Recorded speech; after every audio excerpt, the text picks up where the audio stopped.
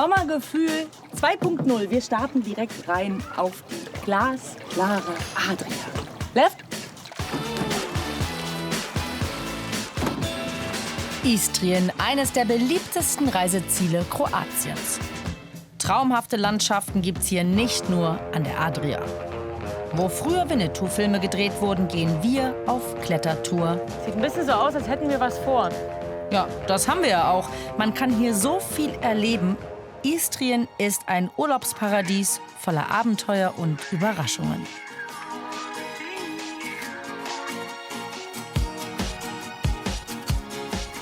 Selbst ausgebundener Trüffel. Auch Genießerinnen finden hier ihr Glück. Wie schmeckt Istrien? Und wie ticken sie hier? Vielleicht verrät uns das ja ein Hollywood-Star, den wir treffen werden. Also lassen Sie sich überraschen.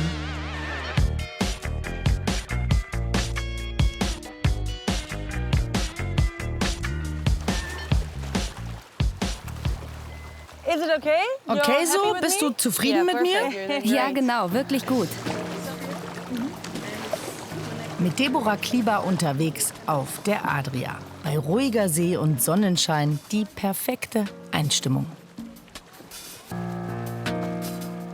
Istrien ist eine Halbinsel und der größte Teil gehört zu Kroatien. Wir werden Pula besuchen. Von Fažana aus ist ein Abstecher zu den Brijuni-Inseln geplant. Im Učka Naturpark geht's zum Klettern und im Buset auf Trüffeljagd. Zurück an der Westküste erwartet uns das schöne Rovi. Am südlichsten Zipfel in Premantura startet unsere Reise. Dort paddeln wir am Kap Kamenjak entlang und können durch unser transparentes Paddelboot sogar den Meeresgrund beobachten.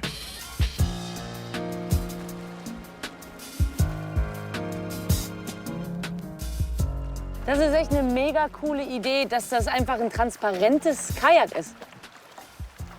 Also ich paddel halt jetzt nicht mehr, ich gucke nur noch. Ja, okay. Du kannst schauen und ich paddle für uns. Nein, ich will auch paddeln, aber es ist wirklich interessant, dass man hier unten durchschauen kann. Ja, darum sind die transparenten Kajaks so einzigartig. Es ist, als hätte man eine Taucherbrille auf. Nach einem ungewöhnlichen Blick auf den Meeresgrund geht's raus aufs Meer. Zum Glück sind keine hohen Wellen. Deborah möchte uns eine der vielen kleinen Inseln am Kap Kamenjak zeigen.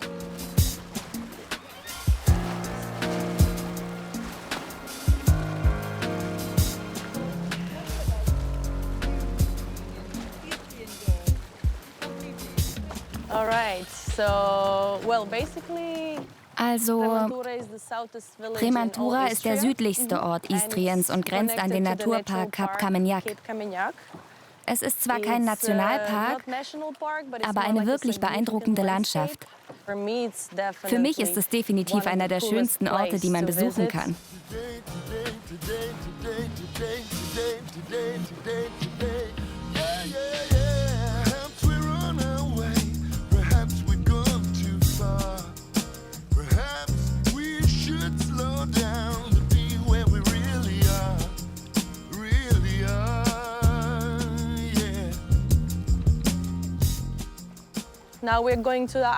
Jetzt fahren wir zur Insel Thea.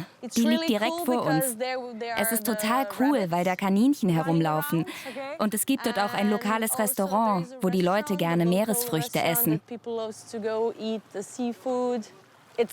Das ist doch der perfekte Ort für dich, um hier zu arbeiten, oder? Es muss ein Traum sein. Das ist deine Heimat, dieser Job. Du liebst es, oder?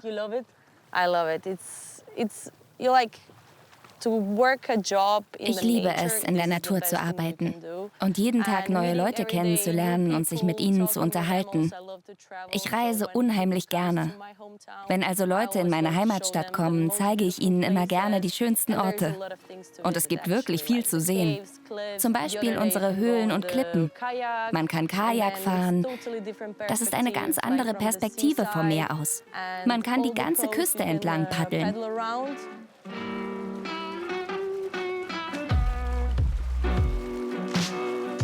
Typisch für die Region ist die steinige und zerklüftete Karstlandschaft. Sandstrände sucht man hier eher vergeblich. Dafür gibt's überall einsame und wirklich traumhafte Buchten. Wo die sich genau befinden, wissen ortskundige Guides wie Deborah am allerbesten. Sie ist hier mit ihren Gästen zu Fuß, auf dem Fahrrad oder eben im Boot unterwegs. Unser Ziel, die Insel Thea, erreichen wir vom Festland aus nach einer guten halben Stunde. Ja, sehr elegant.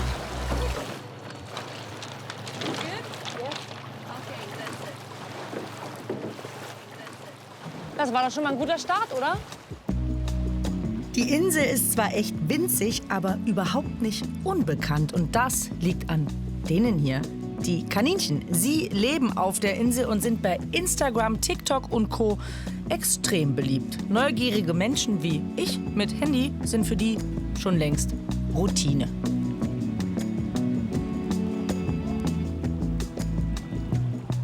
Ich werde hier direkt köstlich empfangen. Deborah und ihre Family hat ein bisschen was organisiert, ein Picknick. Ja,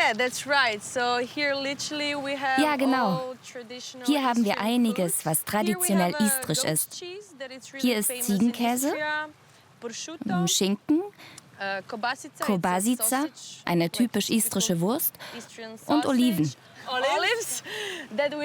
Wir haben wirklich gute Olivenöle in Istrien. Ich glaube, wir haben dieses Jahr um die 150 Auszeichnungen bekommen. Das ist wirklich großartig. Ich fange mal mit dem Käse an. Dieser hier mit den Trüffeln ist unglaublich lecker. Und Trüffel sind hier wirklich beliebt, oder? Ja, das stimmt. Wir haben Orte, wo man mit Hunden auf Trüffeljagd gehen kann. Und das ist wirklich ein einzigartiges Erlebnis. Und eine tolle Erfahrung in Istrien. Das ist wirklich der Geschmack Istriens. Wir haben gerade erst angefangen mit unserer Reise durch Istrien. Aber ich finde es jetzt schon super. Also, Entschuldigung. Es geht ja wohl kaum schöner. Kann man schöner anfangen? Hier mit Deborah, das Essen, das Meer. Ich lieb's.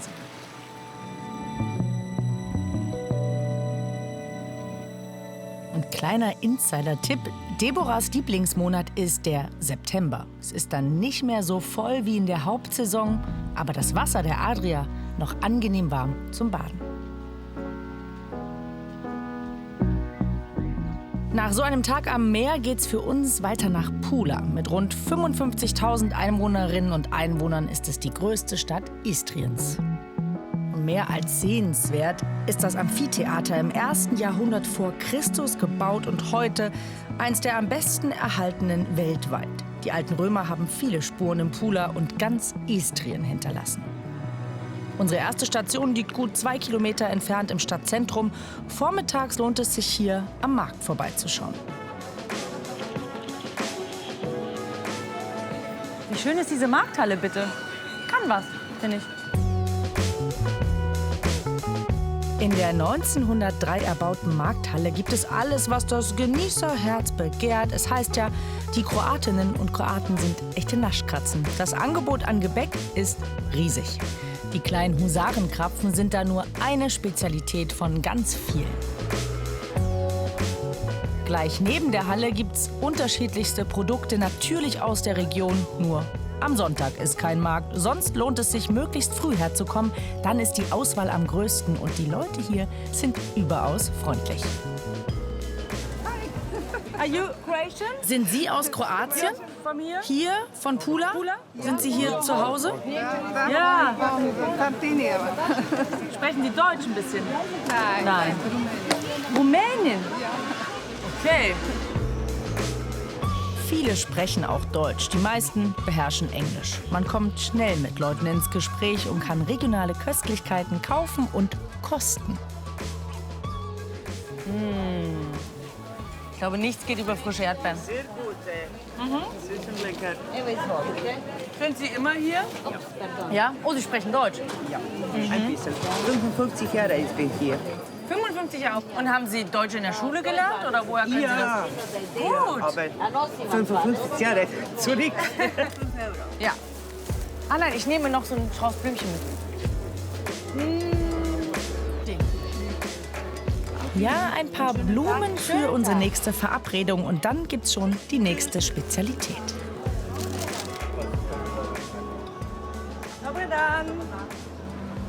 Was ist das? Mild Kuhkäse. Milder Kuhkäse, alles hausgemacht. It's everything homemade.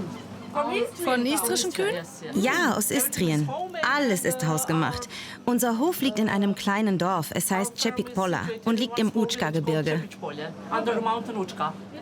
Ich glaube, die Kühe sind sehr glücklich da. Yes. At your place. Ja, sie leben alle draußen. Es schmeckt fantastisch. Vielen Dank, schönen Tag noch. Vielen Dank. Have a nice day. Schönen Tag. Have a nice day, you too. Thank you. Thank you. Nicht weit von der Markthalle steht dieses beeindruckende Bauwerk aus der Antike. Vor 2000 Jahren von der wohlhabenden Familie Sergi erbaut, gehörte der Ehrenbogen früher zur Stadtmauer. Heute wird er auch Goldenes Tor genannt. Einmal hindurch geht's auf Pulas Shoppingmeile Richtung Piazza Foro und dort sind wir verabredet.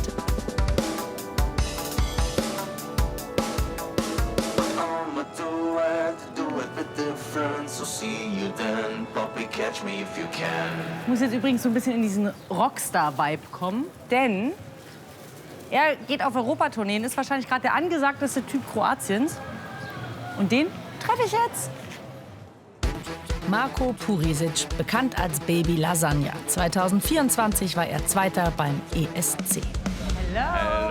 Hallo, schön dich zu sehen. Wie geht's? Die sind für dich. Oh, vielen Dank. Ich war auf dem Markt und die haben mir also gut gefallen. Da dachte ich, Oh, danke. Ich werde sie meiner Frau schenken und sagen, ich hätte sie gekauft. ja, mach das. Ich gönn dir die Pluspunkte. Danke, dass du Kaffee und alles so vorbereitet hast hier. Yes. Ja, ich trinke Espresso.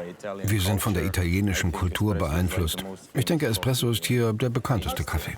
Aber das ist interessant. Wie fühlst du dich? Wie ein Istrier oder Italiener, Kroate oder Europäer? Ich bin definitiv Kroate. Und ich glaube, es gibt viele Leute, die würden verärgert sein, wenn man sie Italiener oder Istrier nennt. Deshalb würde ich sagen, dass ich mich hauptsächlich als Kroate fühle, aber man kann es definitiv spüren. Und es wäre naiv, die italienischen Einflüsse hier zu ignorieren. Würdest du sagen, die Leute in Istrien unterscheiden sich von denen in Kroatien? Der Rest Kroatiens sagt, dass wir anders sind. Ich glaube nicht, dass wir so unterschiedlich sind, aber ich verstehe schon, was sie damit meinen.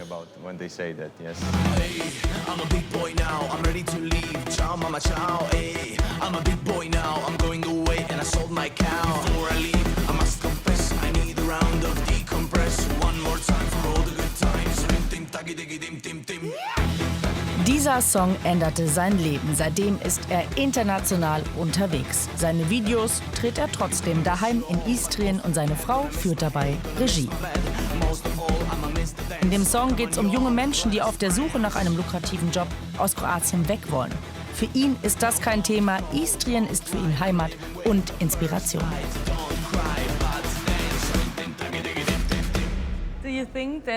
Glaubst du, dass dich all das in irgendeiner Weise musikalisch inspiriert hat? Ja, absolut. Als ich jünger war, da wollte ich amerikanisch sein. McDonald's, was auch immer.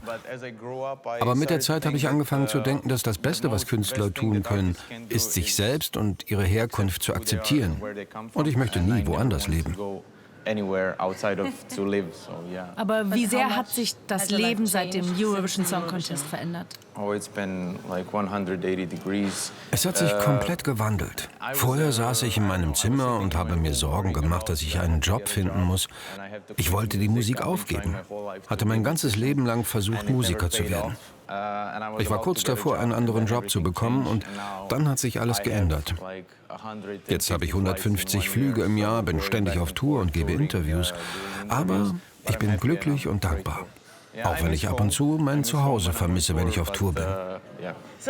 Vielleicht zeigst du mir was von diesem Zuhause? Ja, ich kann dir was zeigen. Was denkst du, ist das Highlight in der Stadt? Ich denke, das wäre definitiv die Gladiatoren-Arena oder das Amphitheater. Ich weiß nicht, wie man das auf Englisch sagt.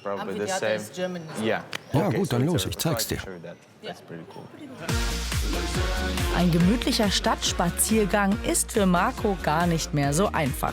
Erst recht nicht am Piazza Foro. Es ist ein beliebter Treffpunkt im Pula und zugleich ein Abbild istrischer Geschichte.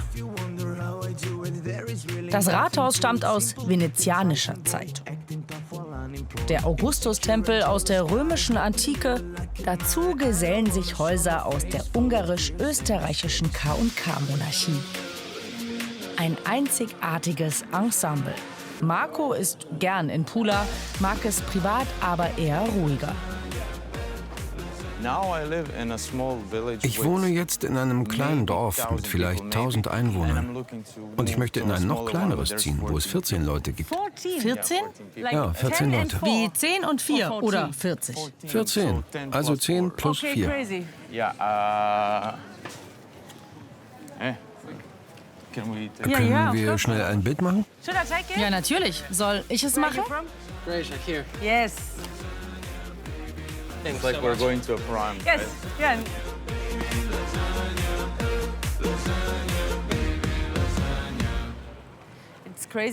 Es ist echt erstaunlich, dass außerhalb Istriens fast niemand das berühmte Amphitheater kennt. Dabei sieht es so toll aus. Ich würde sagen, außerhalb Kroatiens ist es leider wirklich nicht so bekannt. Obwohl es gut erhalten ist und Teil der Geschichte des großen römischen Reiches. Ich weiß nicht. Es ist seltsam. In Rom kennt man die Arena oder in Verona. Aber in Pula kennt man sie nicht. Und schau sie dir an. Einfach unglaublich. Ich komme von hier und jedes Mal, wenn ich hier vorbeifahre, denke ich, wow, das ist ja Wahnsinn. Ja, es ist ein schöner Ort. Es ist ein Liebesgeschenk eines Feldherrn an seine Freundin. Oder ein Mädchen. Ja, ein nettes Geschenk, so ein kleines. Ich bringe meiner Frau Blumen, aber vielleicht baue ich ja eines Tages auch eine Arena. Das wirst du definitiv. Es ist seltsam, dass es kein Hotel ist. In Istrien wird ja alles in ein Hotel verwandelt. Deshalb ist es wirklich schön, dass Sie das hier erhalten haben.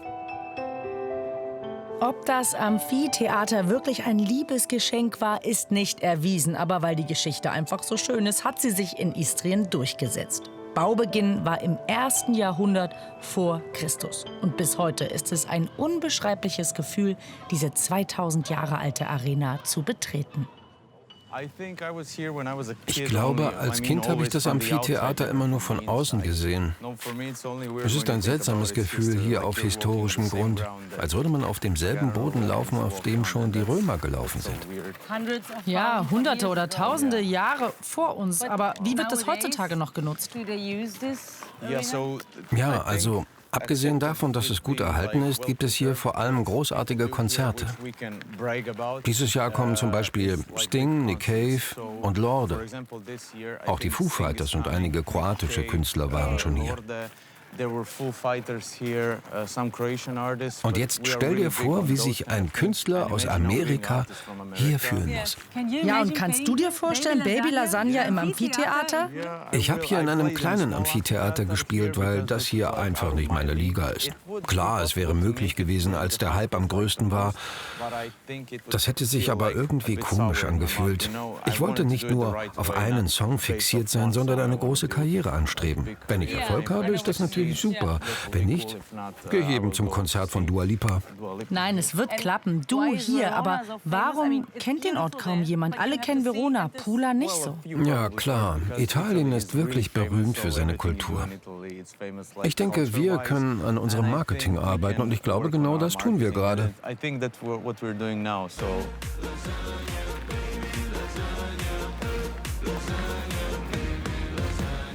Thank you so much. Vielen, vielen Dank. Es war toll, dich zu treffen. Mir auch. Pass auf dich auf. Du auch.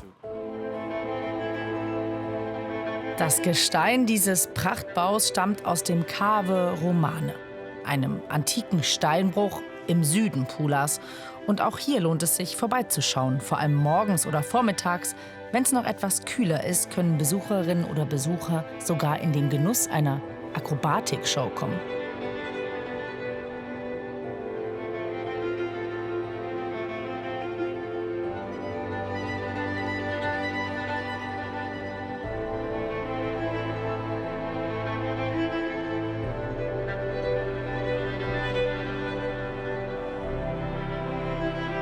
Slackliner und die Akrobatin Denisa Brisic trainieren in dieser einzigartigen Kulisse in schwindelerregender Höhe.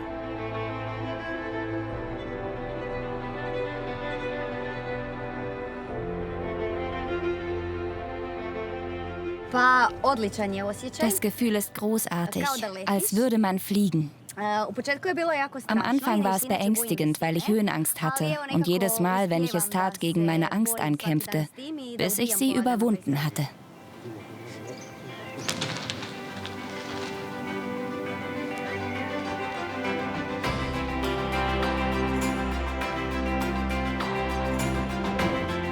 Wo heute an der Slackline trainiert wird, wurde vor mehr als 2000 Jahren Kalkstein für das Amphitheater abgebaut. Dieser istrische Kalkstein kam auch im 140 Kilometer entfernten Venedig zum Einsatz und ist bis heute begehrt. Mittlerweile finden hier auch Konzerte und Festivals statt und auch Kletterfans mögen den antiken Steinbruch. Ein echter Geheimtipp. Wir veranstalten verschiedene Shows, Aufführungen, Akrobatikeinlagen und Filmaufnahmen an unterschiedlichen Orten. Wir sind oft hier in der Cave Romane und die Wahrscheinlichkeit ist hoch, dass Besucher uns dort beim Training antreffen. Ja, Besucher können uns kostenlos beim Training zusehen.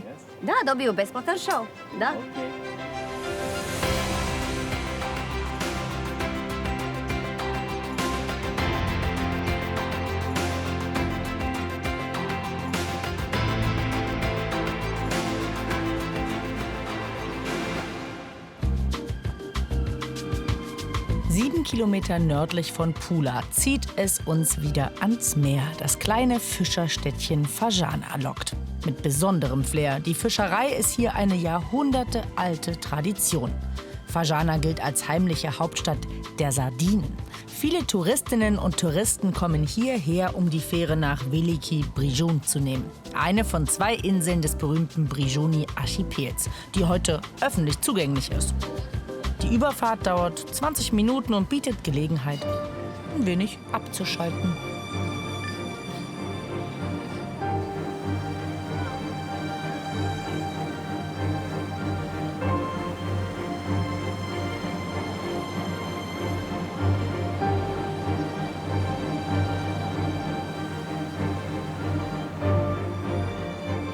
Die Inselgruppe ist seit 1983 Nationalpark.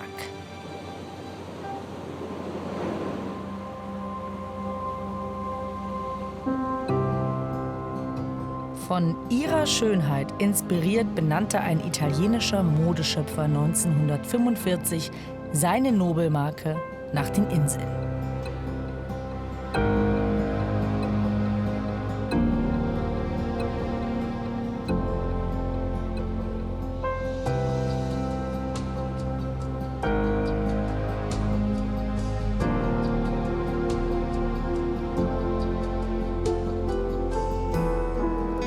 Die Brižuni-Inseln sind ein Naturparadies. In diesen geschützten Gebieten kann man besonders oft auch Delfine beobachten.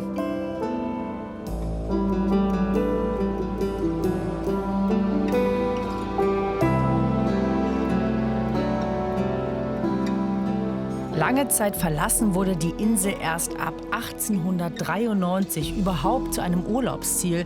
Später hatte Jugoslawiens Präsident Tito hier seine Sommerresidenz. Ankunft in Veliki Brižun. Man kann hier wandern oder Radfahren oder nimmt ein Golfkart. Bei über 30 Grad keine schlechte Idee.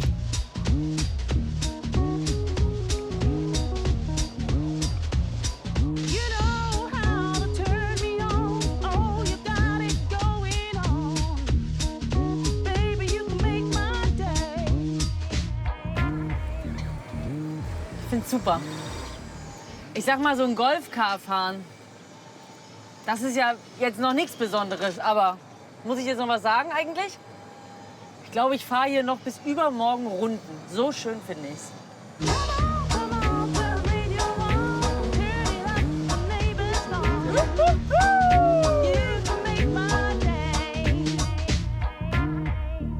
Die Insel kann man in maximal einer Stunde umrunden und es gibt auf engstem Raum wirklich viel zu entdecken.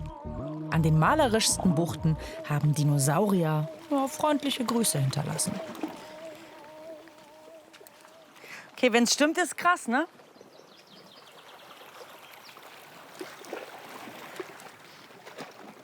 Drei Zehen, 2 Beine, 125 Millionen Jahre her. So ein bisschen außerhalb meiner Vorstellungskraft. Aber cool.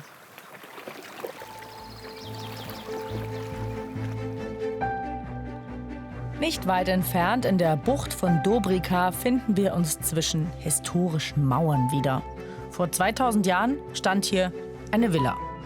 Aus dieser Sommerresidenz einer wohlhabenden römischen Familie entwickelte sich eine ganze Siedlung. Wohnhäuser, Werkstätten, Olivenpressen, Weinkeller und sogar eine Kirche. Bis zum 14. Jahrhundert siedelten hier Menschen. Neben der Bucht von Dobrica gibt es hier noch weitere Siedlungsspuren, die bis in die Bronzezeit zurückreichen.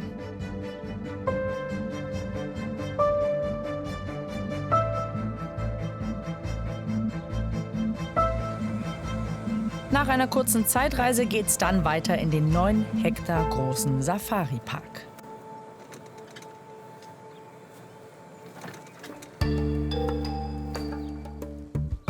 Jugoslawiens Staatsoberhaupt Tito holte damals viele exotische Tiere hierher oder bekam sie von anderen Staatsoberhäuptern geschenkt. Und damit kommen wir jetzt gleich zum absoluten Topstar, mit dem wir hoffentlich auch ein paar Worte wechseln dürfen.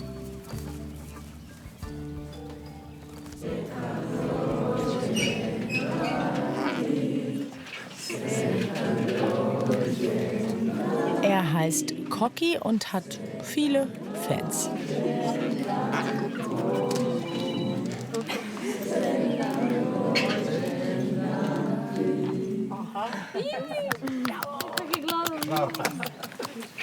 Das ist nicht irgendein Kakadu, sondern ein Kakadu, der in diesem Jahr seinen 70. Geburtstag feiert.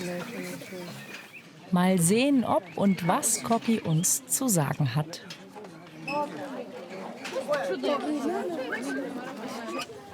Ciao, Koki. Hello. Okay, das war eindeutig. War das, you think he likes me? Glaubst du, er mag mich? Also ich meine, das war schon laut. Koki, now he'll speak. Okay. Er ist etwas Besonderes, denn er war ein Geschenk.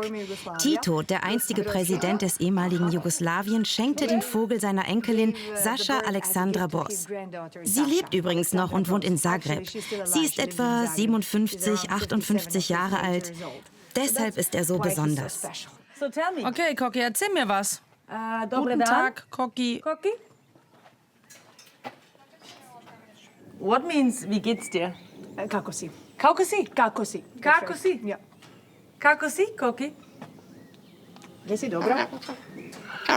Das verstehe ich, Koki. Ciao, Koki. Ciao. Koki hat auf Veliki Brijun schon sehr interessante Gäste begrüßt, nicht nur Politiker. Tito hat hier auch Hollywood-Stars empfangen. 1970 zum Beispiel schaute Sophia Loren vorbei. Und auch Elizabeth Taylor und Richard Burton wollten die kleine Insel unbedingt sehen.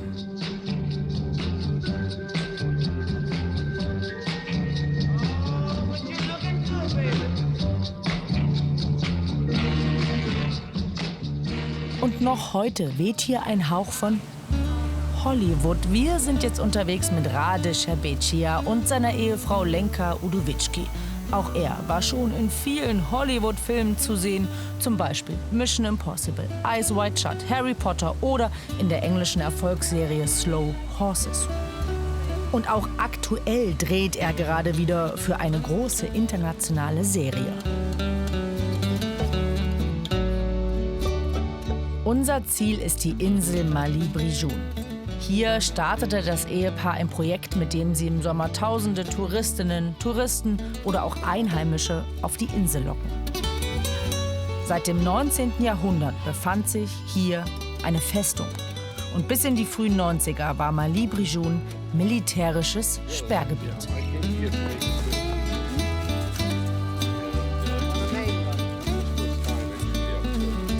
Als die beiden die Insel 2001 zum ersten Mal besuchten, war es der Beginn ihres Herzensprojekts.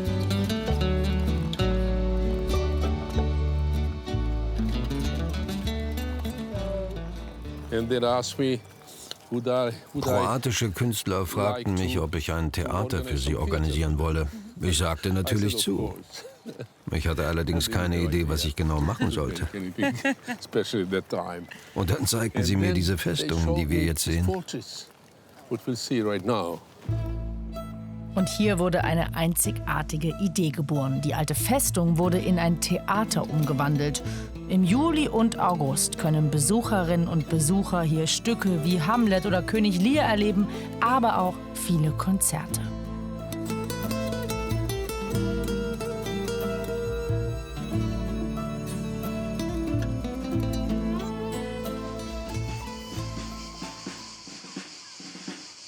Aus Pula kommt das Publikum mit dem Schiff auf die Insel. Zur Einstimmung werden die Zuschauerinnen und Zuschauer am Hafen von den Akteuren in Empfang genommen und ins Theater Ulysses geführt. Ein Abend in einer einzigartigen Kulisse.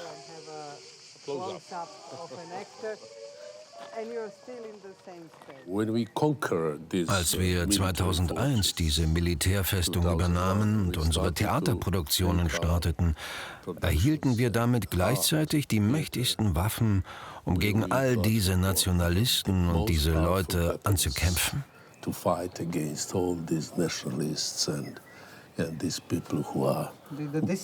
Gegen die Zerstörung. Die Kriege führen. Ja, mir gefällt diese Idee. Es ist heilsam. Es ist menschlich, es ist, was wir brauchen. Mehr davon.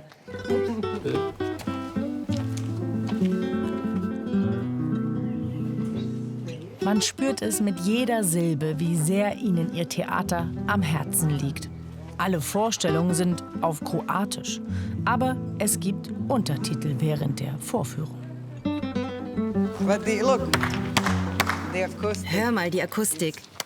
Eine faszinierende Akustik. Das ist mal ein Theater. Ja. Also wie gesagt, hier kann man nicht unehrlich sein und nur halbherzig schauspielern. Man muss sofort vor diesen Mauern stehen und seine Gefühle ausdrücken. Es ist ein Ort der Selbstreflexion und der Emotionen. Eine der bekanntesten Inszenierungen ist King Lear von Shakespeare. Regie Lenka Udovički und in der Hauptrolle Rade Šerbedžija.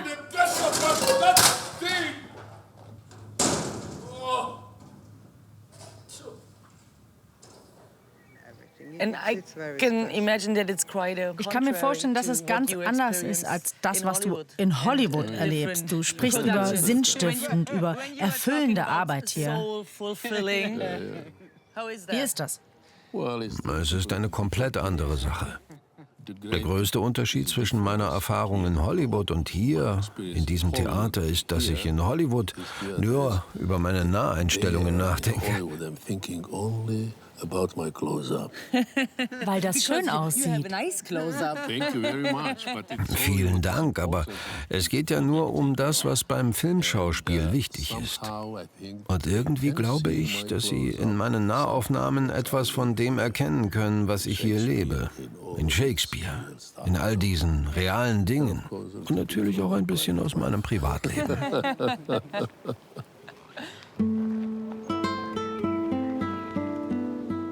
Die Leidenschaft für ihr Ulysses-Theater in der ehemaligen Festung ist bei Lenka und Rade so groß, weil sie selbst wissen, was Krieg bedeutet. Sie erlebten den Beginn des Jugoslawienkriegs 1991, bis sie flüchten mussten und aus Landsleuten damals Feinde wurden.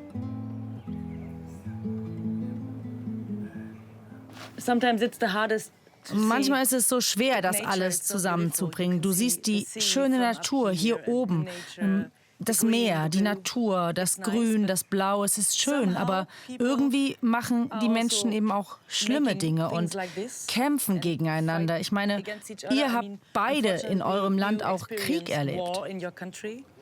How fulfilling is it to, at least... Als der Krieg 1991 begann, waren wir in Belgrad.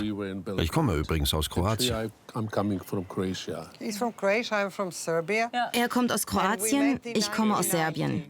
Und wir haben uns 1990 getroffen und heirateten ein Jahr später. Es war ein sehr schlechter Zeitpunkt für diese Art von Beziehung. Wir waren natürlich gegen den Krieg, gegen jeden Nationalismus. Wir wurden Flüchtlinge. Wir haben dann ein neues Leben in London begonnen. Great Britain, ja. Heute fühlen sich beide, vor allem in Istrien, wieder heimisch und leben für ihr Theater in Mali Brijun.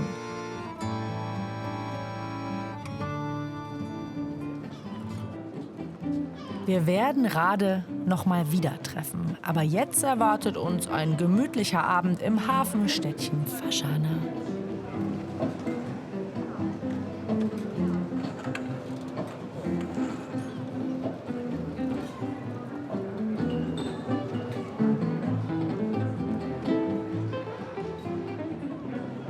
Man kann ja hier nicht einfach im Nirgendwo verschwinden, ne? Ich bin noch mal ein bisschen rausgegangen, um den Sonnenuntergang zu genießen. Mit Meer, mit Booten und mit so ein bisschen Bar-Atmosphäre. Da auf der anderen Seite, zack, da zum Beispiel, herrlich. Schön ist das. Und da ist die Sonne, die geht gleich unter, da. Da, neben mir. Gut, oder?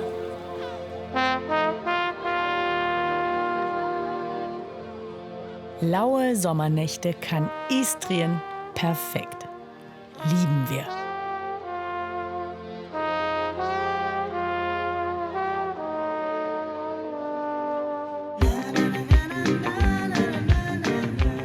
Von Fashana geht es nach Roch oder besser vom Meer in die Berge.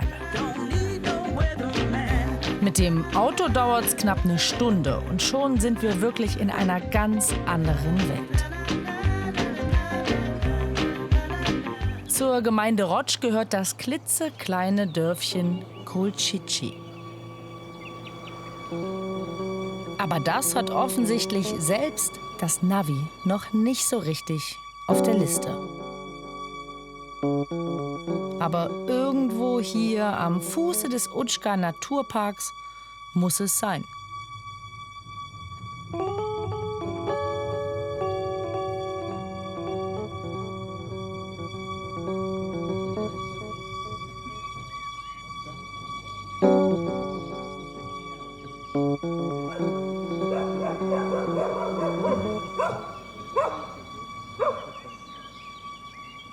Okay, erstmal klassisch verfahren.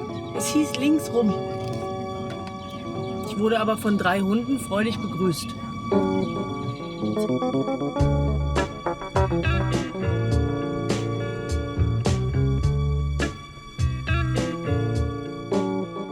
Derweil wartet am verabredeten Treffpunkt die Profi-Bergsteigerin Ines Papert auf uns. Hi!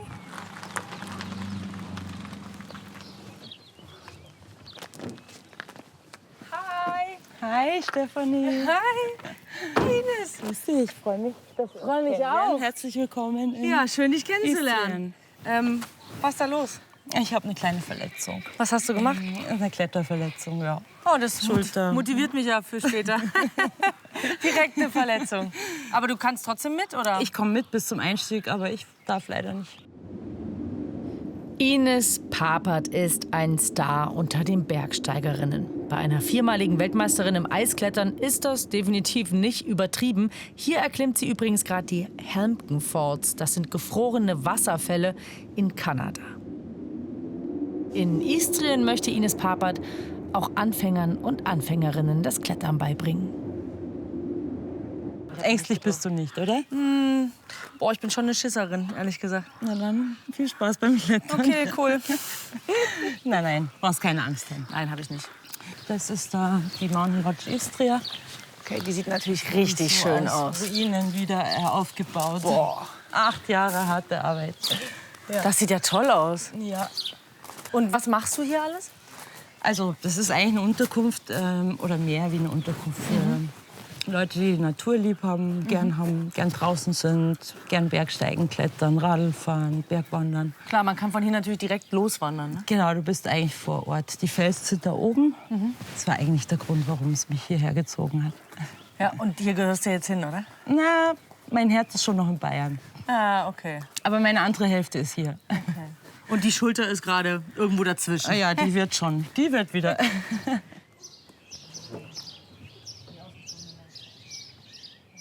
Was für eine geile Küche. Schön ist hier, Mensch. Ja, das ist unser Esszimmer. Sieht aus wie selbstgemacht alles. Sehr viel, mit Liebe im Detail. Und Stefanie, ich muss dir unbedingt die Jasna vorstellen. Jasna. Eine richtig gute Freundin von mir und unsere Yogalehrerin. Hi, Jasna. Hi, schön dich kennenzulernen. Nice to meet you Ganz too. meinerseits. Und du bist mein Guide heute? You're my guide today. Bevor es an den Felsen geht, heißt es erstmal lockern, dehnen und so ein bisschen Yoga machen.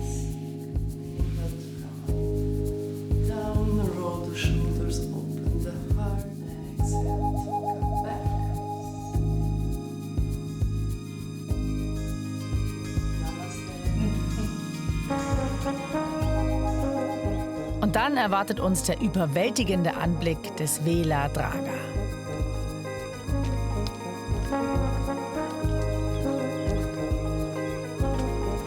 Schau mal, Stefanie. Richtig schön. Ist der nicht schön, der Turm? Boah, weiß ich nicht, ehrlich gesagt.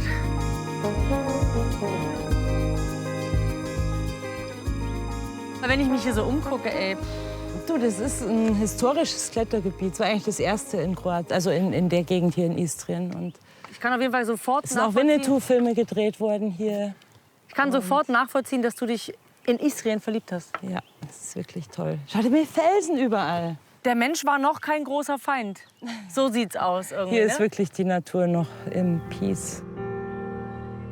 Ines stammt ursprünglich aus Bad Düben und lebt heute in Bayern und in Istrien. Dieses Gebirge hat für sie einen ganz speziellen Reiz. Das sind die anderen Gegensätze zu Bayern. Weißt du, du hast hier mehr das Mediterrane, die hügelige Landschaft, die langen Sonnenuntergänge und natürlich die tollen Felsen. Ja, voll. Und du hast Jasna. Und ich habe Jasna, die habe ich in Bayern auch nicht. Nee, ihr habt euch hier kennengelernt, oder? Ja, sind von Anfang an eigentlich wirklich gute Freunde gewesen. It's love. Ja, love.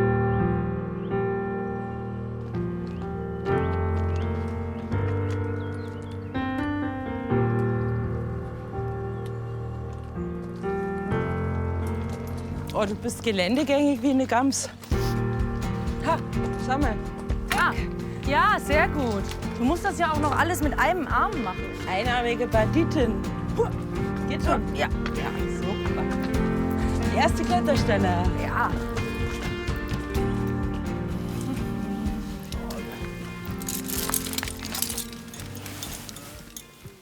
Sieht ein bisschen so aus, als hätten wir was vor, ne?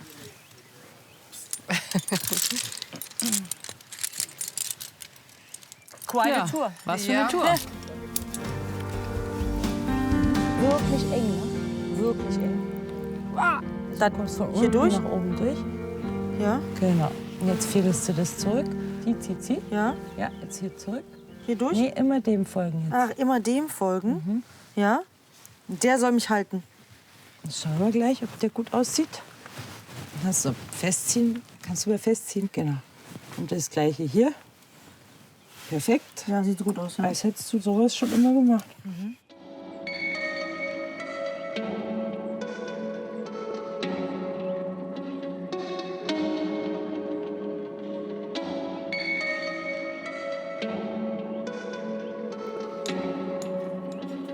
Okay, ja. Ja, jetzt ist auf Zug. Jetzt merke ich, dass es auf Zug ist, ja? Ich muss jetzt also zu diesem harten. Okay, Jasna, I start. Ich komme. Ich hab dich. Viel Spaß.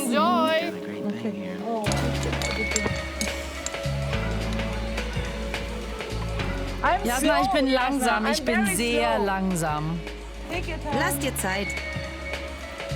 Jasna ist schon oben und hat eine Sicherungsleine befestigt. Es geht nicht darum, gleich den Gipfel zu stürmen. Es geht darum, ein Gefühl fürs Klettern zu bekommen. Doch, du stehst super. Okay, jetzt bin ich an diesem Karabiner. Genau, jetzt. Greifst du an den Karabiner? Den An dem, der in der Wand ist. Aushängen, ja. Aushängen. Na, aufmachen, Den hier? Ja, klipp den mal auf. Ja, genau. Super. Jetzt hängst du das, was vor dir hängt, zum Gurt. Und klippst es rechts in die Plastikschlaufen beim Klettergurt. Perfekt. Super. Okay. Und das wiederholt sich jetzt. Gut. Rechte Hand höher. Hast einen schönen Seitgriff. Genau. Und jetzt stell die Füße hoch. Ja. Perfekt. Ich klettere zum ersten Mal und dann noch an so einer Wand. Die Anleitung der Profis hilft aber auch Anfängerinnen wie mir.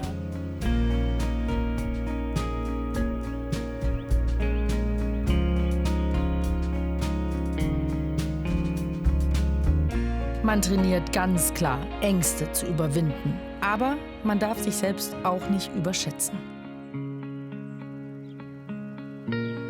Ich trau mich nicht. Ich trau mich wirklich nicht. Glaube ich. Bis hierhin sah es gut aus. Ich möchte runter.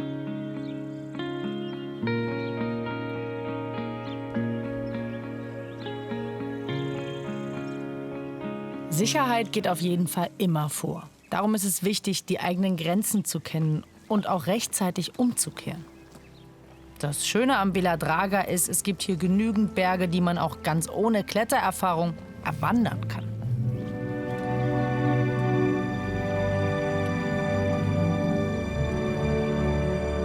Dieses unbeschreibliche Gefühl, einen Gipfel zu erobern, das kann man hier an ganz vielen Punkten haben.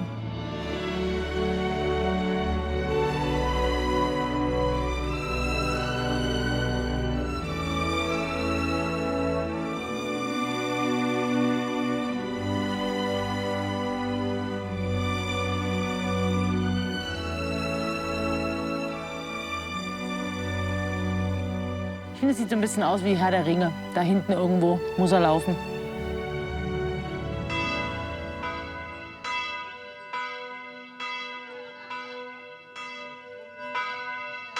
Was gibt's Schöneres, als nach einer anstrengenden Klettertour in gemütlicher Runde noch ein Essen zu genießen? Das idyllische Dörfchen Rotsch ist ein beliebter Treffpunkt. Nicht nur für Touristinnen und Touristen. Hier erzählt man sich von den neuesten Erlebnissen in den Bergen. Da sind wir gestern Abend hergekommen. Da bin ich gestern Abend. Und wie heißt das? Wunderbar. Wunderschön. Bei euch kommt Istrien auf jeden Fall auch auf die Liste. Ja. Ja. Also wir sind zum ersten Mal überhaupt in Kroatien. Wir haben in Zagreb angefangen, aber Istrien ist wunderschön. Auch ganz zauberhaft. Ja. Dann habt ihr auf jeden Fall auch noch einen schönen Urlaub. Ja, danke. Genießt es.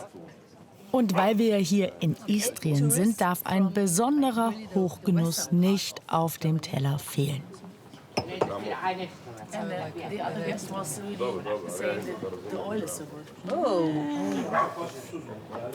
Schwarze Trüffel. Das ist jetzt die Saison. Also im Winter, so im Spätherbst, gibt es die weißen Trüffel. Die sind noch mal besser, aber ich finde auch die schwarzen unglaublich gut. Und die müssen frisch sein. Das Beste ist, ich liebe ja Trüffel. Wie ist es bei dir, Jasna? Jasna. I adore. Ja. Oh, ich mag sie sehr. Vielen Dank. Ja. Ganz hauchdünn gerieben. Da ist viel Trüffel auf unseren Nudeln. Thank you. Das riecht voll gut. Das schmeckt auch gut. Und die müssen ganz frisch sein. Ich schätze, die sind gestern spätestens gejagt worden. Die sagen ja Hunting, also jagen, Trüffeln jagen. Ja, krass. And they look really fresh. Okay, dann. Am guten. Thank you. Vielen Dank für euren Schutz und dass ihr aufgepasst habt, dass mir nichts passiert. For keeping me safe. If I get this, I will go Wenn ich climbing das again. Essen bekomme, dann würde ich vorher noch mal klettern gehen. Aber nur, wenn es das dann gibt. Promise? Versprochen? Promise. Versprochen.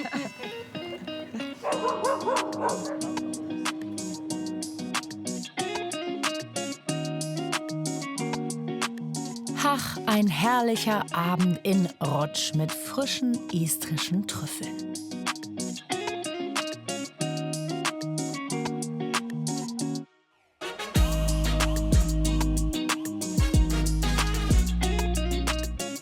Vor allem im Landesinneren, entlang des Mirna-Tals, erstrecken sich weite Wälder, in denen die delikaten Trüffelknollen wachsen und gedeihen. Hier kann man auch herrlich die Landschaft genießen und die Region hat auch kulturell einiges zu bieten.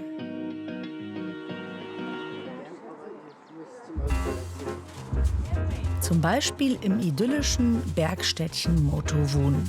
Es ist nicht nur für Trüffel, sondern auch für sein jährliches Filmfestival im Sommer bekannt. Allein ein Spaziergang durch diesen 1200 Jahre alten Ort ist auf jeden Fall ein Erlebnis.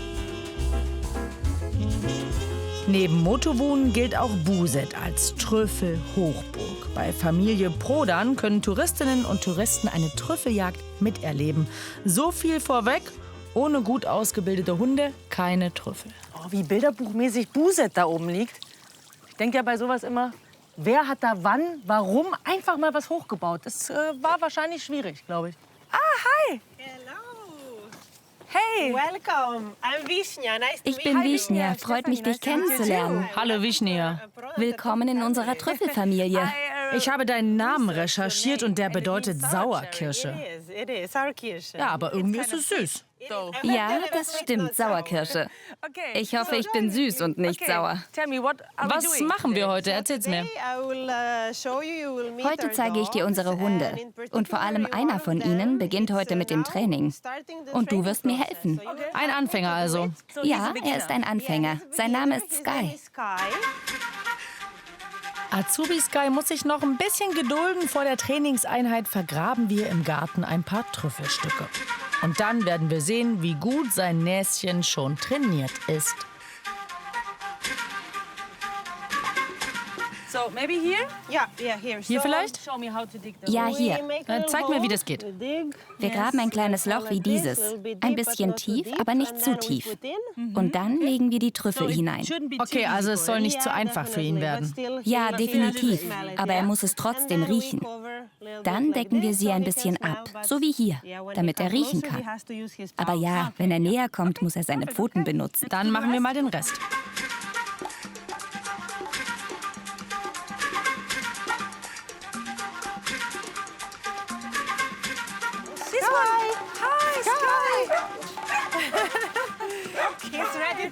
Er ist startklar, das sieht man. Hallo, bereit? Los geht's.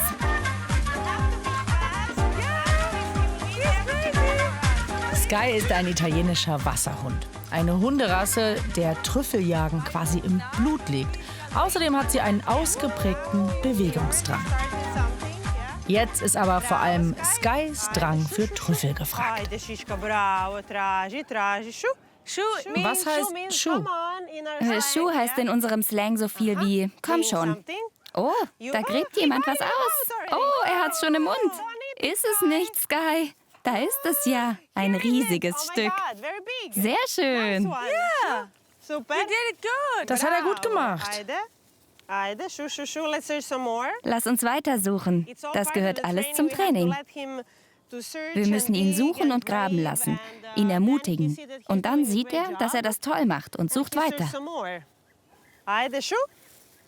Bravo, bravo, bravo, Schuh. Bravo, Sky. He's digging. Bravo. Bravo. Don't eat this one, buddy. He wants to eat it. Nein, nicht essen. Er will ihn essen. Noch einen. Bravo, super. Lass uns noch welche suchen. Hier haben wir Kekse für dich. Die Kekse sind als Belohnung wichtig. Sky soll lernen, die Trüffel nicht zu fressen. Für Lektion 2 gehen wir mit Vishnias Bruder in ein nahegelegenes Waldstück. Mal sehen, ob Sky hier auch echt wild wachsenden Trüffel findet. Jetzt werden wir eine Trüffelstelle überprüfen und sehen, wie gut Sky schon ist. Ob wir ihn in der Vergangenheit gut trainiert haben. Hoffentlich findet er etwas. Sky ist auf jeden Fall schon voll im Suchmodus.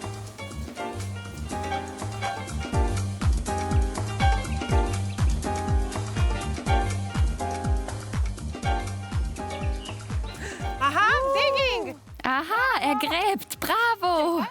Warte. Siehst du, wie er die Stelle beschützt, wo er etwas gefunden hat? Okay, jetzt müssen wir. Ja, du Schlaumeier. Bravo. Mal sehen. Kannst du es mir geben? Was machst du denn gerade? Spielst du? Wo ist es? Zeig es mir.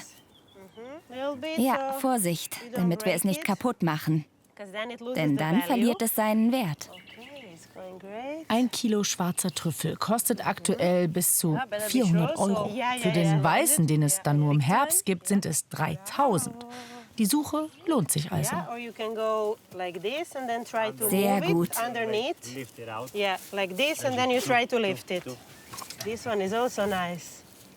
Bravo! Oh, it's a big one as well.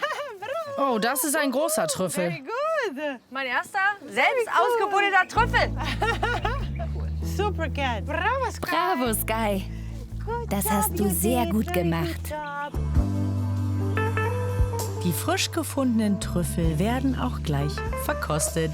Wischner verarbeitet sie kurz nach der Jagd zu einer Spezialität des Hauses.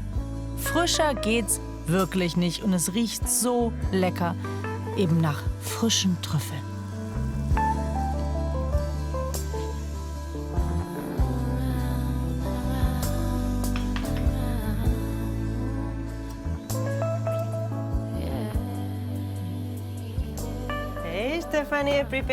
Ich habe etwas für dich zubereitet. Sieht sehr gut aus. Das sind traditionelle Rühreier mit frischen Trüffeln.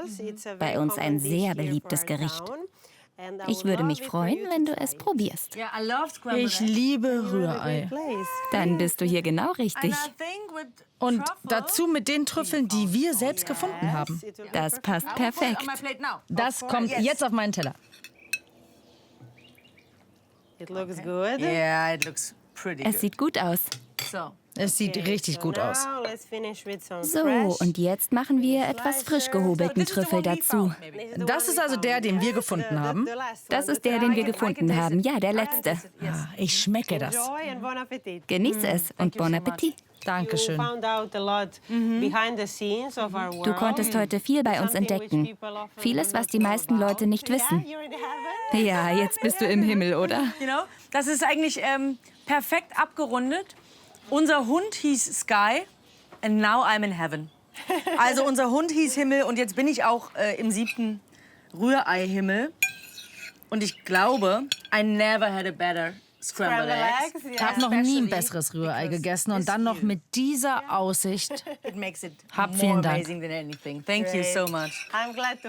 Ich freue mich, dich heute hier zu haben. Schön, wenn du es genießt. Ich danke dir sehr. I enjoy. Ich genieße. Scrambled Eggs, also ich genieße jetzt mein Rührei mit diesem Blick. Das ist schon ziemlich einmalig.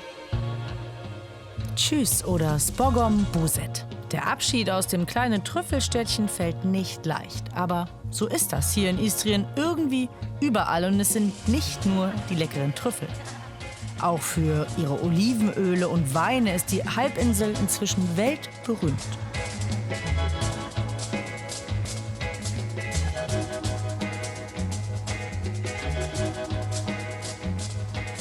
Wir nähern uns der Mitte Istriens. Der Wasserfall Zarecki Krov bietet ein Badevergnügen der besonderen Art.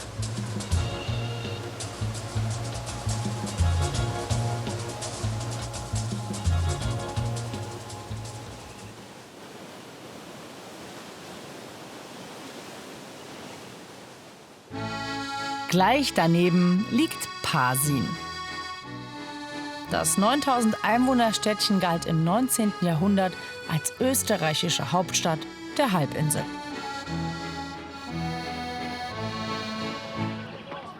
Touris zieht es vor allem zum Kastell. Es ist die größte und am besten erhaltene mittelalterliche Festungsanlage in ganz Istrien. Sie thront an einer 100 Meter tiefen Schlucht oberhalb der Pasiner Höhle. Gegenüber wartet der Stadtführer Radenko Slokovic mit einer Überraschung. Radenko! Oh, dobar dan, Stefanie. Dobar dan! Schön, dich zu sehen, dich kennenzulernen. Ja, ich freue mich. Ja, ich mich noch auch. Ja, also das ist Pasin. Das ist dieses Zentrum von ehemaligen österreichischen Istrien. Aber auch die Grafschaft rund um Pasin hat auch einen sehr interessanten Namen gehabt. Und das ist Österreich. Österreich? Ja, es gibt Österreich, aber das war Österreich. Ah, das ist ja lustig. Österreich? Ja, weißt du, ich habe immer deutsche Gäste, ich bin Reiseleiter und dann ich begrüße immer, guten Tag, liebe Gäste aus Österreich, ich bin Radenko aus Österreich. Und dann, weißt du, ja, schön. Wir müssen an die andere Seite kommen. Ja? Ich habe geahnt, da ist ein Haken. Nein. Oh, wow. Beeindruckende Schlucht. Ja, komm. Und noch beeindruckender ist, wie wir diese Schlucht überwinden müssen. Oder können. Hier in Pasing hat man sich echt was einfallen lassen. Und dann spielt manchmal das Wetter sogar richtig mit.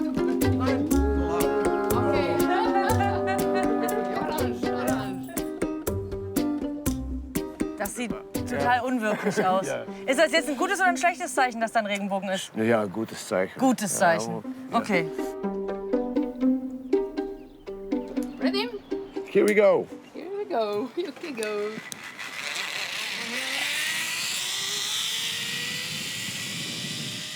Oh Gott. 33 Sekunden dauert die Fahrt an der Zipline. Perfekt. Now it's your turn. Perfekt, jetzt bist du dran. You wanna do it? Möchtest du? I think so. Okay, I ich glaube, ich versuch's. Okay. You can step here. Ja. Du kannst starten, wann immer du willst. You can leave that one Du kannst die there. Absperrung da lassen. Okay.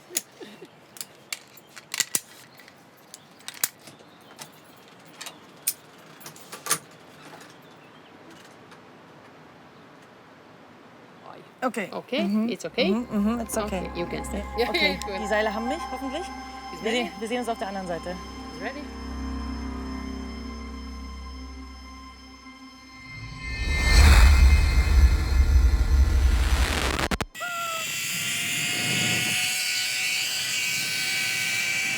Okay, crazy!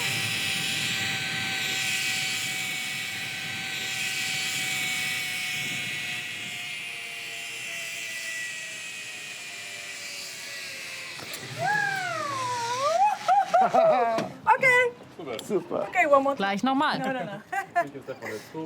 Ja. Wie war das? Ja? Wunderschön. Ich bin ein bisschen stolz auf mich. Ich bin ja schon so eine Schisserin, die vor allem irgendwie Angst hat. Oder vor vielem. Ich hab's einfach gemacht. Thank you. Thank you. Ah, von hier sieht's noch ein bisschen beeindruckender aus, was wir gerade hinter uns gebracht haben, finde ich ehrlich gesagt. Hast du gesehen? Ja, man sieht die Zipline. Sehr gut. Das war unser Weg. Ich habe für dich ein Buch gebracht. Ja, du hast vorhin schon von Jules Verne erzählt. Ja, ich habe hier eine Originalausgabe aus 1885. Er hat dieses Buch Matthias über Pasing, Sandorf? Matthias Sandorf, geschrieben. Ja, pass auf. Ah, super. Und das Castle spielt eine Rolle in dem Buch. Genau, Ja. genau. Also im Buch handelt es sich über 3 österreichische Edelmänner, ungarische Herkunft. Die haben einen Aufstand gegen Österreich geplant, aber dann in Triest verhaftet und hier nach Pasing, nach diesem Schloss, im Gefängnis gebracht. Jules Vernes Romanheld, also Graf Matthias Sandorf, war hier in Gefangenschaft. Mit einem Sprung aus dem Fenster dieser Festung gelang ihm eine spektakuläre Flucht.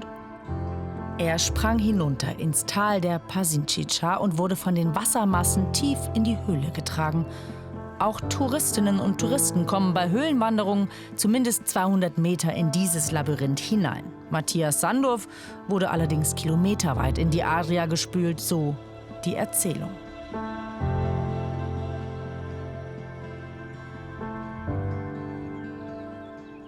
Das ist die einzige Sache, dass er geschrieben hat und das die Leute nicht gemacht haben. Dass jemand kommt hier Ins Wasser? ins Wasser und Ja. kommt Woanders wieder wieder raus. raus. Ja. Ja, das ist noch nicht bewiesen. Ich würde es nicht probieren jetzt, ob ich da wieder Aber nächstes rauskomme. Mal, wenn du kommst... Probieren wir das. Okay, also alles es klar. ist nicht schwer. Machen wir.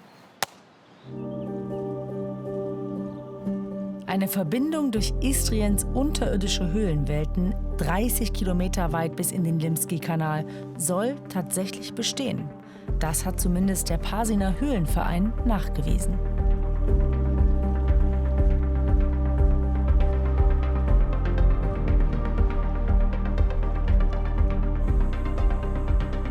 Heute ist der 11 Kilometer lange Limski-Kanal eher bekannt für seine Muschelzucht. Weil sich Süß- und Salzwasser hier mischen, herrschen dafür optimale Bedingungen.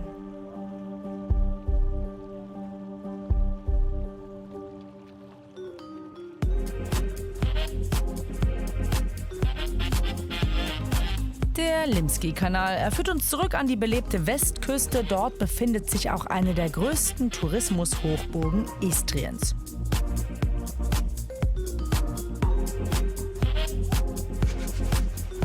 Unser Ziel ist das schöne Städtchen Poreč.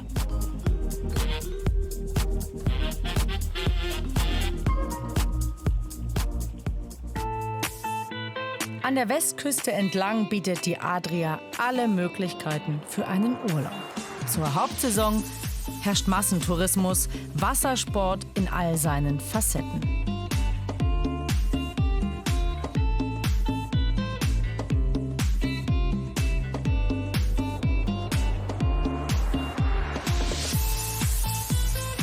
Hier prägen Campingplätze und riesige Hotelanlagen das Bild.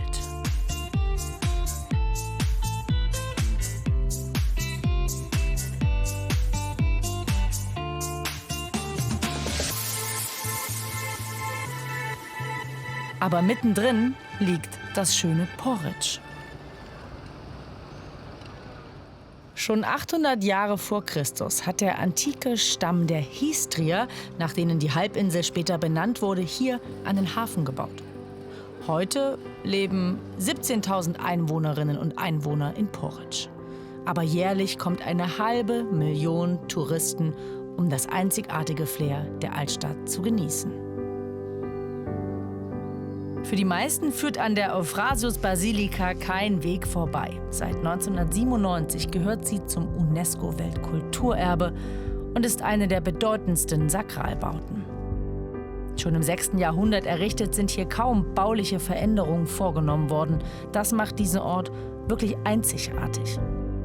Im Sommer können Touristinnen und Touristen hier auch Konzerte erleben. Besonders wertvoll ist der Altar mit seinen prachtvollen Mosaiken aus byzantinischer Zeit.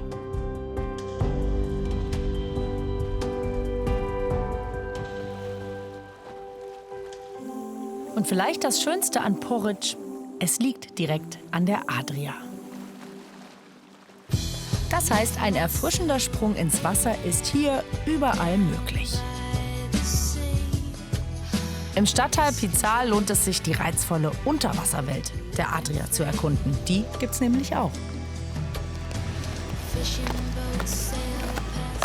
Also egal, wo man in Istrien unterwegs ist, es empfiehlt sich, Schnorchelzeug dabei zu haben. Denn man kann sehr viel entdecken. Ich bin so ein bisschen so eine Frierkatze und das Wasser ist noch nicht ganz so warm, deswegen bin ich gut ausgestattet, aber muss nicht sein. Wir sind jetzt mit Barbara Unkovic verabredet, die hier ganz unverkennbar voll in ihrem Element ist. Als Tauchlehrerin führt sie Touristinnen und Touristen durch die bezaubernde Unterwasserwelt Istriens. Und die kann man auch direkt vor den Toren der Stadt entdecken. Außerdem hat sie die schönsten Schnorchelspots gelistet und gezeichnet. Du wartest schon auf mich. Schön, dich zu sehen. Ich war noch nie schnorcheln. Kein Problem, ist ganz einfach. Du brauchst keine Angst zu haben, aber schwimmen kannst du. Ja, ich weiß, wie man schwimmt. Ich habe sogar mein kleines Seepferdchen, so heißt das bei uns in Deutschland. Heute sind wir an einem ganz besonderen Schnorchelplatz namens Pical. Ich habe ihn wegen seiner einzigartigen Schönheit ausgewählt. Hier werden wir unter anderem zwischen antiken Hafenmauern aus römischer Zeit entlang schnorcheln, die Barbara allesamt kartiert hat. Sie kennt die Unterwasserwelt wie keine zweite. Und du zeichnest solche Karten selbst? Ja, aber ich mache das nicht allein. Ich tauche mit meinem Mann, daher habe ich doppeltes Glück. Also mit deiner Liebe, in deiner Liebe. Besser geht's nicht. Mein Mann ist professioneller Fotograf und ich zeichne. Ah, so sieht es aus, wenn du skizzierst. Ja, das sind meine Zeichenbretter.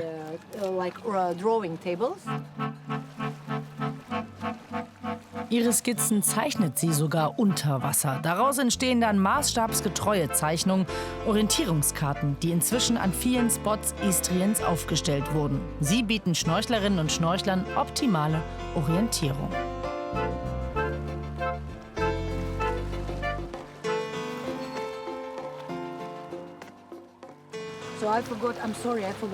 Tut mir leid, ich habe das Spray für die Masken zu Hause vergessen. Also machen wir es auf die klassische Art. Wir spucken in die Maske.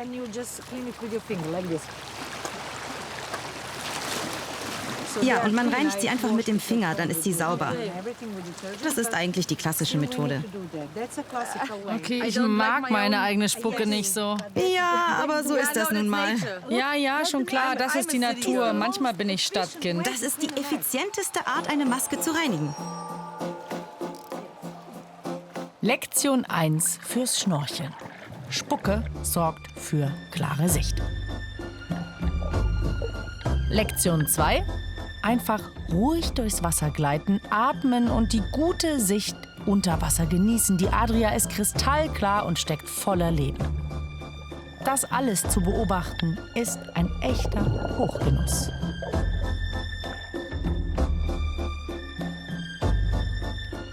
Damit das so bleibt, ist Lektion 3 ganz wichtig. Seid achtsam mit diesen Schätzen der Natur.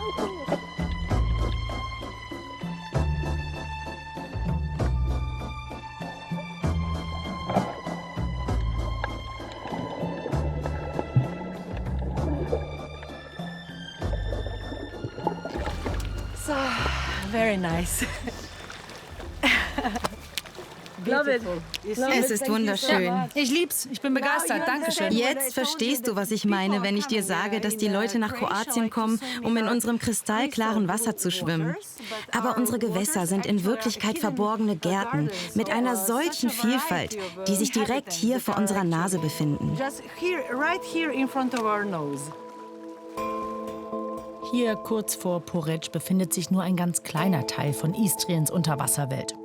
Da wartet entlang der Küste noch viel mehr. Das türkise und klare Wasser der Adria bietet perfekte Bedingungen. Diese einzigartige Unterwasserwelt muss geschützt werden. Der Klimawandel oder zunehmender Tourismus sind da nicht hilfreich. Darum engagieren sich Forscherinnen und Tierärzte in dieser ehemaligen Festung für den Schutz der Adria.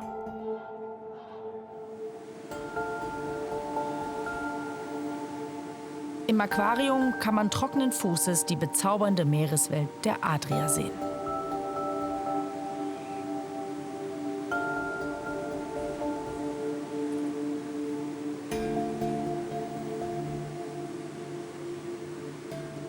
Eine Etage tiefer befindet sich die Schildkrötenrettungsstation. Hier ist Frida seit einem Jahr Patientin. Sie wurde mit schwerem Parasitenbefall eingeliefert. Ihr Zustand war lebensbedrohlich. Ein letztes Mal wird Frida nun aus dem Becken geholt. Die Biologin Karin Spiech bringt sie ins Arztzimmer, um Frida dort zu wiegen und zu untersuchen. Wäre sie nicht gerade noch rechtzeitig gefunden worden, hätte Frida niemand mehr helfen können. Jetzt ist sie wieder gesund und bereit für die Freiheit.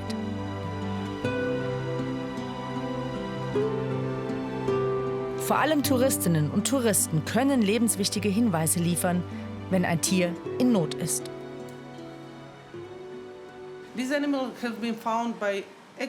Die kranken Tiere werden von Touristen, Seglern oder Fischern gefunden. Jedes Mal, wenn Sie eine kranke Schildkröte sehen, ist es sehr wichtig, die zuständigen Notrufnummern zu kontaktieren. In unserem Land ist das die 112. Am Freitag kann Frida wieder im Meer schwimmen. Das ist ein besonderer Tag für uns alle. Aber ganz besonders für die Schildkröte. Sie ahnt noch gar nicht, dass sie freigelassen wird.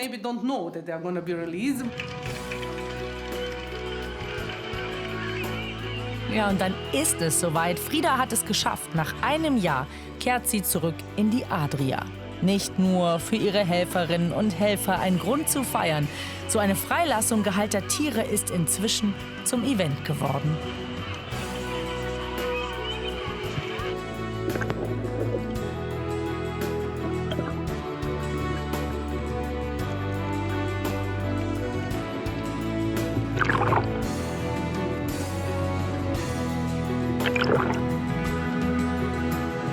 Jetzt zieht es weiter nach Rovinj, zur Perle Istriens. Bereit, sich zu verlieben?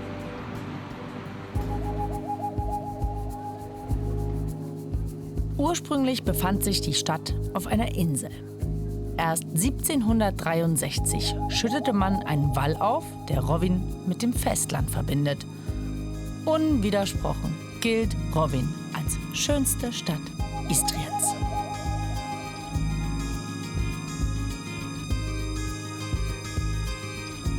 Hier durch die kleinen Gassen zu spazieren, ist ein ganz besonderes Erlebnis. Ja, ist auch schön. Einfach so, keine Ahnung, ein bisschen morbide, aber total charmant.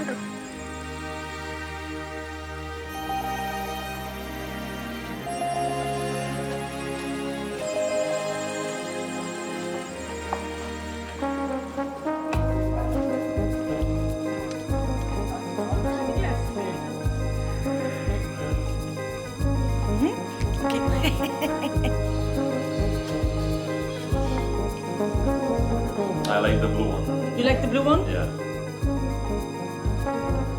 Ich bin zum ersten Mal hier in Istrien. Dann wird es nicht das letzte Mal gewesen sein. Nee, tatsächlich nicht.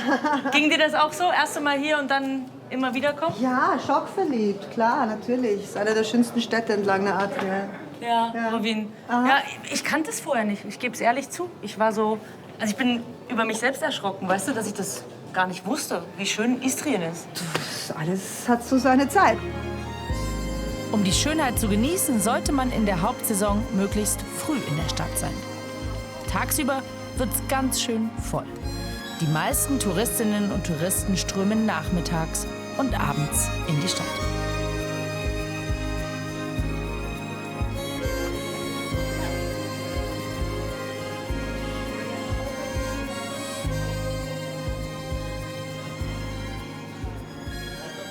Hello? Hi, woher kommen Sie? Where are you from? Italien. Ja.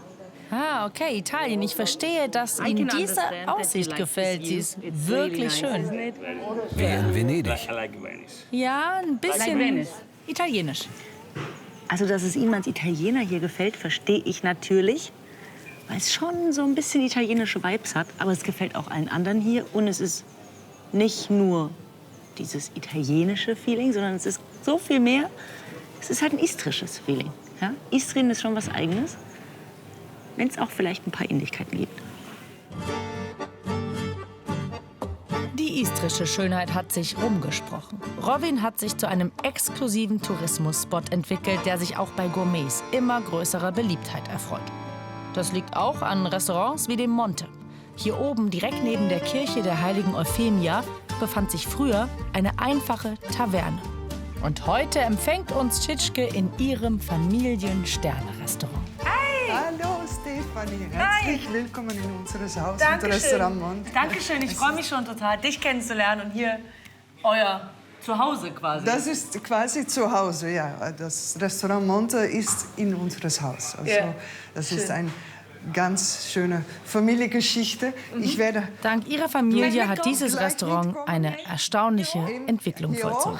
Geradeaus in das Herz. In das Herz von einem Restaurant, und zwar der Küche. Also, das hier ist unser Sohn Ilja. Hi, Ilja. Hallo, freut mich. Ich freue mich auch. Macht das super, wie sein Vater vorher. Also Ilja wird heute etwas für dich bereiten. Cool. Sie kann das kosten. Eure Küche ist istrisch? Ja. Ich frage mich, wie schmeckt Istrien? Der Geschmack Istriens ist auf alle Fälle erst einmal Olivenöl. Es schmeckt würzig nach Wiesenkräutern und dann der Geruch.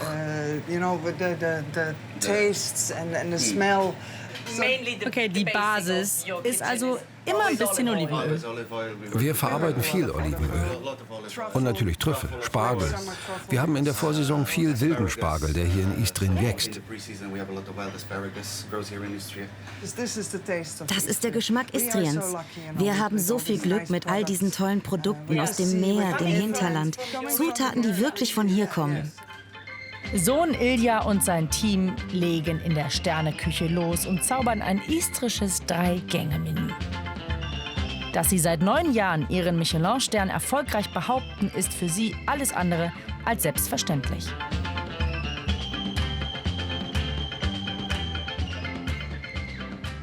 Aber es war nicht immer ein Sterne-Restaurant. Nein, nein, nein, nein. Das Restaurant ist geöffnet in 1985. Damals betrieb der ungelernte Koch Daniel Dekic hier eine einfache, kleine Snackbar. Und auch damals, nämlich 1987, machte die Niederländerin Tschische hier Urlaub in Robbin, traf Daniel und verliebte sich. Liebe auf den ersten Blick. Mein Kopf war nur im Rovinj eigentlich. Und dann habe ich im 89 gesagt, okay, ich komme nach Rovinj und ich komme. Ihr Mann Daniel ist etwas kamerascheu, lässt vor der Kamera lieber seiner Familie den Vortritt. Gemeinsam mit Tschische schafften sie das Unmögliche. Wann wurde denn aus eurem Zuhause hier, aus diesem Leben, aus dem Monte, ein Sterne-Restaurant? Ich habe gelesen, es war das erste in Kroatien. Erste und einigste in 2017. Und wir haben überhaupt nicht gewusst, dass Michelin nach... Ist es wirklich so, dass ihr es einfach nicht wisst? Nein, das war eine Überraschung und das war, also, in ein Nanosekund ist das... und, oh mein Gott. Crazy, das oder? war, ja, crazy, ja. Crazy. Stück für Stück übernehmen die Söhne das Kommando. Ilja leistet ganze Arbeit in der Küche. Der erste Gang ist fertig. Es gibt Tomaten an Auberginen, Avocado-Eis und weißem Tomatensaft. Hier haben wir für dich eine Dobro-Vasterin. Just try it.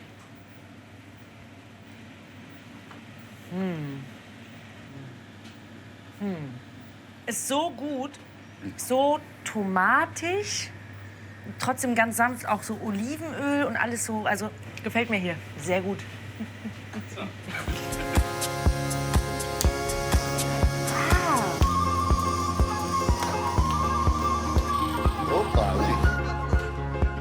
Okay, I would try this. Und es wird noch besser. Im zweiten Gang gibt es Seebarsch, adriatische Garnelen, Tintenfisch, Artischocke und Erbsen-Velouté.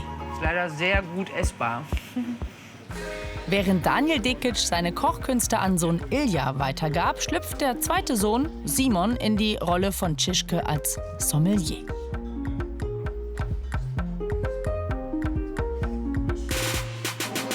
Und wir sind damit bei Teil 3 unserer Verkostung. Melonengazpacho, Erdbeeren, Eiscreme, gesalzenes Karamell und Pistazien. Perfekt.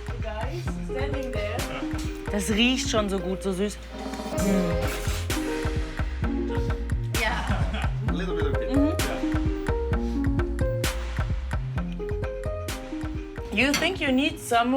Meint ihr braucht vielleicht jemanden, der das so professionell testet, also jeden Tag? Vielleicht. Wenn ja, lass es mich wissen. Ich werde mich bewerben. Dankeschön. Nach so einem Mega-Spitzenmenü in Rovinj ist die Zeit reif für einen Sundowner in einer schnuckligen Bar am Meer. Und da gibt es in Istrien einen absoluten Geheimtipp. Dafür kehren wir jetzt noch einmal zurück zum Kap Kamenjak, wo unsere Istrien-Tour ja gestartet ist.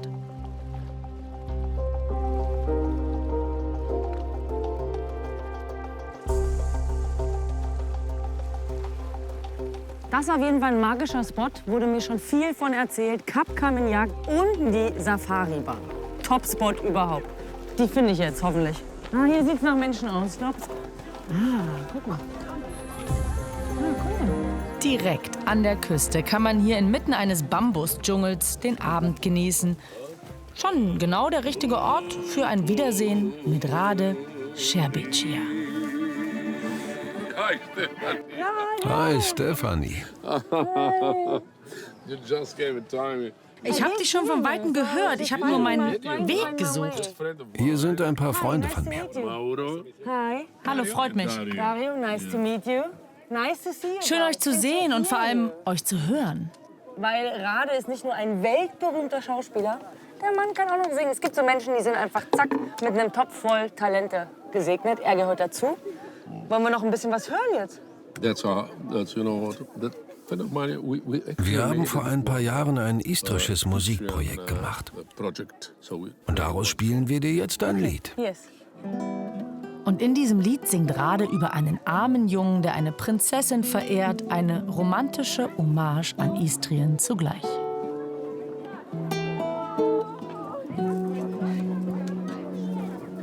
Kadbi, kadbi, kadbi, svitubija Gospoda,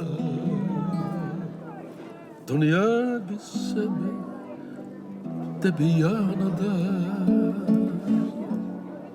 Dunja bi ti krunu svu od zlata, ključeće nebeske,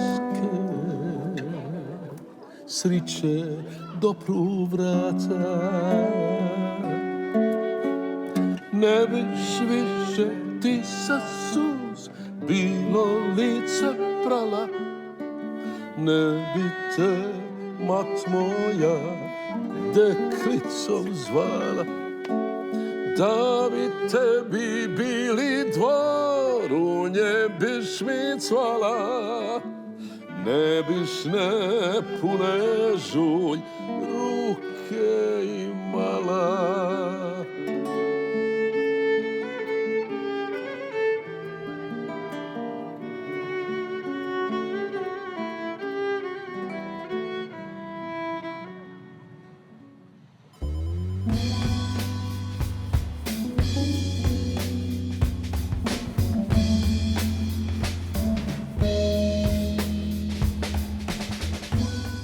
Nein, das ist keine KI. So bezaubernd und romantisch zeigt sich Istrien ganz real an besonders schönen Abenden. Es ist einfach ein Sehnsuchtsort, den man in vollen Zügen genießen kann.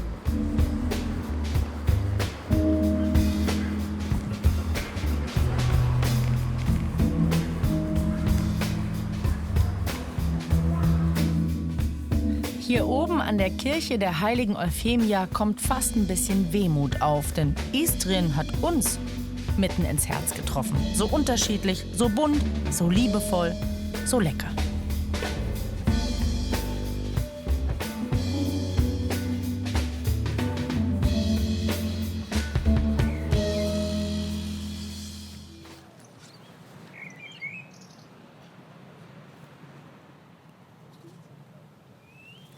Es gibt ja so Momente, da kann man nichts weiter machen, außer atmen, genießen, gucken, hören. Gibt es einfach nicht mehr viel zu sagen, außer Frati Čuse.